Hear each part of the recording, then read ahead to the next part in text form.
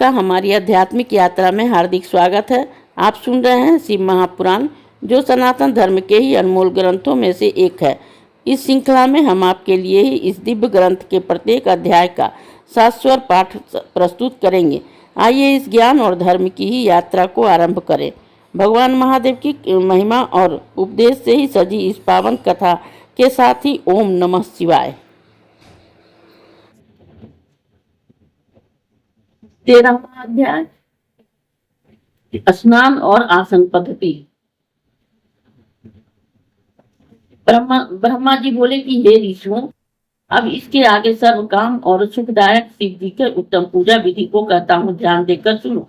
ब्रह्मा जी ब्रह्म मुहूर्त में उठकर ही पार्वती सहित शिव जी का स्मरण करें और भक्ति पूर्वक हाथ जोड़कर उन्हें सिर झुकाएं और इस प्रकार से प्रार्थना करें कि हे देवेश, मैं हृदय से शयन करने वाले अब आप उठिए उठिए।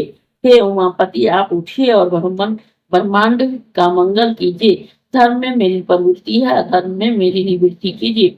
हे महादेव, मैं तो आपका प्रेरक भी हूँ। ऐसे भक्ति से वाक्य कहकर गुरु के चरणों में स्मरण कर ही शौचादि क्रिया से ही निवृत्त हो मिट्टी और जल से ही देह को शुद्ध कर ही दातुन करे। सूर्य के निकलने से पहले ही दातुन करके जल से 16 बार कुल्ला करें और षष्ठी आदि यम की तिथि और नवमी को रविवार को हो तो उस दिनों में दातुन न करें।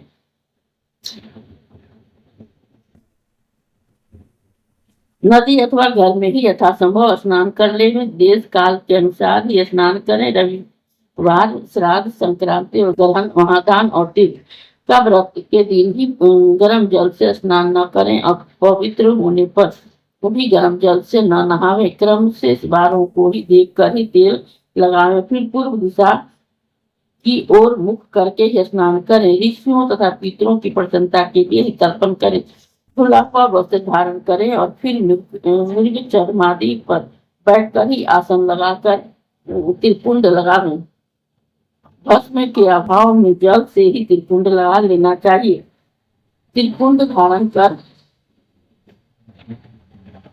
रुद्राक्ष धारण कर फिर अपने सब कर्मों की सिद्धि के लिए ही शिव जी की आराधना करें। फिर मंत्र पूर्वक 3 बार आचमन करें अथवा गंगा बिंदु ऐसा कहता हुआ एक ही बार में आचमन करें। फिर गुरु के सीखे हुए विधान से यथाशक्ति सब पूजन सामग्रियों को शिव जी की समीपी स्थापित करें और दृढ़ता पूर्वक जल, गंध, अक्षत से युक्त एक अर्ध पात्र लेकर उपचार की पूर्ति के लिए दक्षिण भाग में स्थापित कर गुरु को स्मरण कर भेंट की एक मुद्रा दिखाकर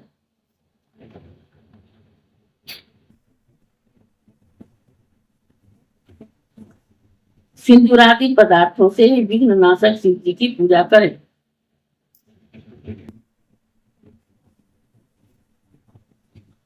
फिर द्वार पर स्थित ही महोदर नामक ही द्वारपाल की पूजा करें। पश्चात ही इस सती पार्वती जी की पूजा करें। उस चंदन, कुमकुम और अनेक प्रकार की धूप दीपों से ही उनकी और नाना प्रकार के नैवेद्य से ही शिव जी की पूजा करें। इस प्रकार के गुरुमुख से और भी जो बहुत सी पद्धतियां और पूजा प्रकार है सीख कर ही वेद मंत्रों से ही शिव जी को स्नान कराकर उसकी पूजा करें। गुरु के उपदिष्ट मार्ग से ही मंत्र का उच्चारण कर यथा संख्य और यथा ज्ञान मंत्र विधि करें।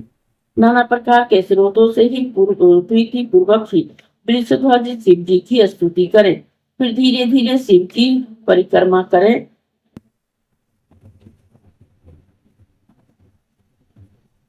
फिर साष्टांग दंडवत कर ही इस मंत्र से भक्ति पूर्वक ही पुष्पांजलि अर्पित करें और कहें कि हे शिव जी, मैंने ज्ञान से अथवा ज्ञान से आपकी जो कुछ भी पूजा की है वह सब आपकी कृपा का ही से सफल होवे। हे शिव जी, मेरे प्राण और चित्त सदा ही आप में ही है। मैं हे गौरी, हे भूतनाथ, मुझ पर प्रसन्न होइए। हे प्रभु, मैं आपकी शरण हूँ। ऐसा कहकर ही पुष्पांजलि अर्पित करें और कहें कि हे प्रभु, अब आप अपने परिवार के सहित अपने स्थान को जाइए और हे नाथ, फिर पूजा के समय फिर आप इसी स्थान पर आ जाइएगा।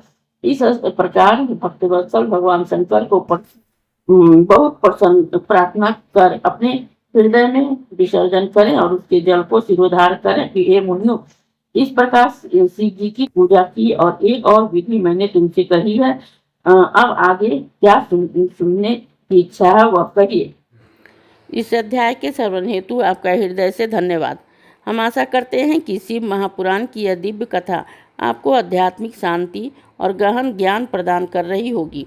कृपया अगले अध्याय के लिए हमारे साथ जुड़े रहें और अपने सुझाव एवं भावनाएं कमेंट के माध्यम से अवश्य साझा करें। धर्म, भक्ति और ज्ञान की इस पावन यात्रा में आपका साथ हमारे लिए अत्यंत मूल्यवान है। ओम नमः शिवाय।